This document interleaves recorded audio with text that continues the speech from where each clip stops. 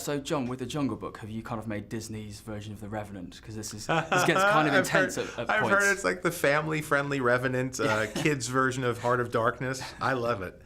I think that there is, what's nice is we were able to achieve scary moments without showing violence on screen, with maintaining a family rating. And that was, I knew we couldn't do a cartoon with real life, with photoreal characters. It just would have been very bizarre. And so we had to make it feel a little bit more exciting. We were also drawing from the Kipling, so there's a bit more intensity there.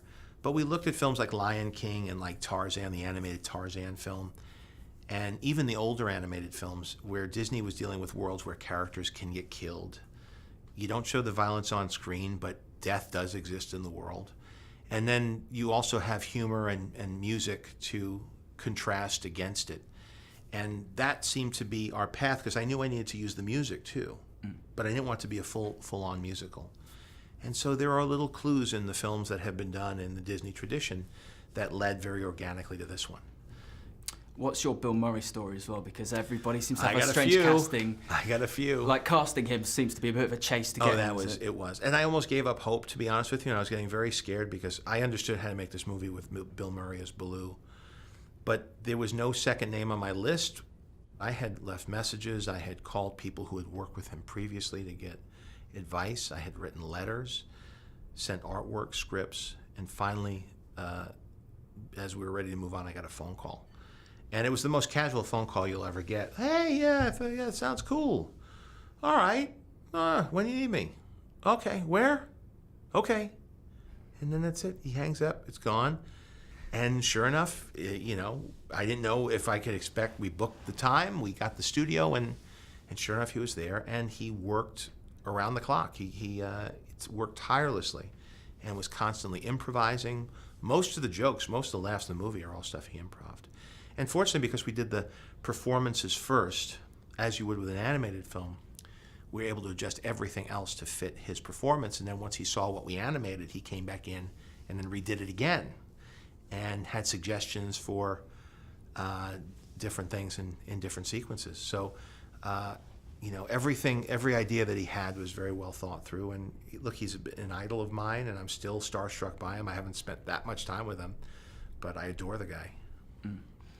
Jungle Book's coming out in 3D, IMAX. It's kind of one of those movies I think you should see on the big screen. Oh, yeah. But I wonder what your take is on the screening room, the thing that's just been discussed with the chat from at-home one? Yeah. Have you got an opinion? Are you for or against that kind of thing? I don't know a lot about that technology. And I'm a bit of a tech geek.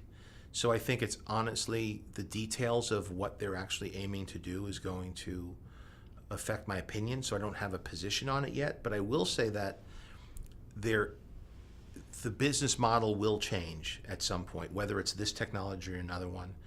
There are people who want to see movies in a different way than going to the movie theater. I personally, just me, John, not a spokesperson for anything, there are certain movies that I want to see in a theater, and I don't want to see the theatrical experience disappear. If a new technology will help support that and preserve the theatrical window in addition to showing it in different ways, then I'm more open to it. But it would be very sad to me to see as one of the unintended consequences of new technology for us to lose that communal experience of going to the theater. I'm not a Luddite, but just as a film fan, I love the theatrical experience. And so part of what I'm doing with a film like Jungle Book is I'm trying to create things where you have to see it in the movie theater, that the audience is going to choose to leave their house to see it, because you could see great content at home. But I remember when I saw Avatar, I felt like, I get why I'm wearing these glasses. I get why I'm seeing it in 3D. I get why I paid more for IMAX. I mean, there's a very intense version of this film. There's a very intense experience that you can get if you see it in 3D, in IMAX, with the sound system, and the screen is taking up your field of vision. You will feel this immersion into this, and these animals will be coming at you off the screen.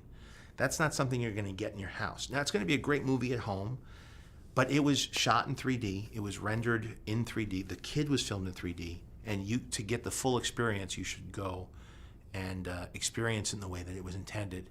And I encourage other filmmakers to continue to raise the bar on what we're presenting to the audience to keep the theatrical experience relevant. Cool. John, thank you very much. Great to speak You're to you. welcome. Come on, Mowgli, let's be on our way. But I'm helping Baloo get ready for hibernation. Bears don't hibernate in a jungle. Not full hibernation, but I nap a lot.